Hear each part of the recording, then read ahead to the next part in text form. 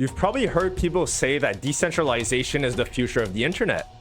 But what does that actually mean? And why does it matter? Let's break it down in a simple, clear way. At its heart, decentralization means no single person or company controls the system. Instead of having one central authority like a bank, a company server, or a platform, you have a network of independent participants who all share responsibility. Think of it like a group project where everyone keeps a copy of the work. If one person loses their copy, it doesn't matter, the project continues.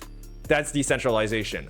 If we apply that idea to the concept of the internet, more specifically to the one we use today, we'll realize it is actually a centralized system, even though it feels open. Most websites, apps, and services are controlled by a handful of companies. Your data sits on their servers. Your identity depends on their platforms, and any access to any application can be denied at any time. A 2023 report from McKinsey pointed out that more than 70% of global internet traffic passes through data centers owned by just a few major cloud providers.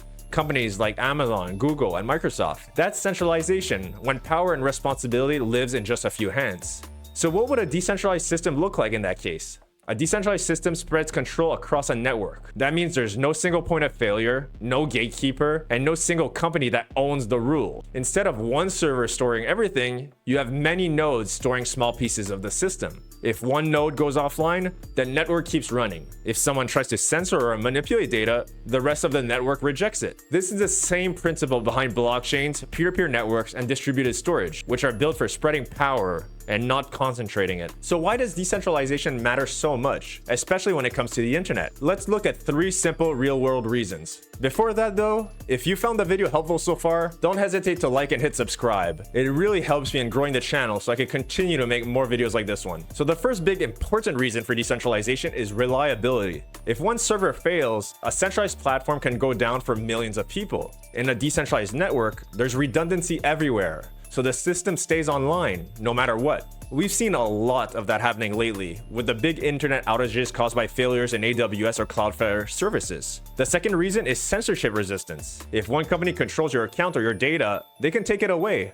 Decentralized networks make that extremely difficult because no single entity gets to decide who participates. Some blockchains, such as Qortal, are essentially censorship-proof because of decentralization. Lastly, we have ownership. Centralized platforms store your messages, your content, your identity, and your history. Decentralized systems, such as blockchains, let you hold and secure your own keys and your own data. It's a difference between renting your digital life and owning it. Of course, decentralization isn't perfect. It often comes with trade-offs. It can be slower than centralized systems, it can be more complex for beginners, and coordinating many independent participants isn't always easy. But despite the challenges, the benefits are powerful and they're driving a global shift towards user-owned systems. So to summarize, decentralization is about reducing single points of control, removing gatekeepers, and giving users more reliability, freedom, and ownership over their digital lives. It's not just a buzzword, it's a fundamental shift in how technology is built and who it empowers. I hope you enjoyed the video, and I'll see you in the next one.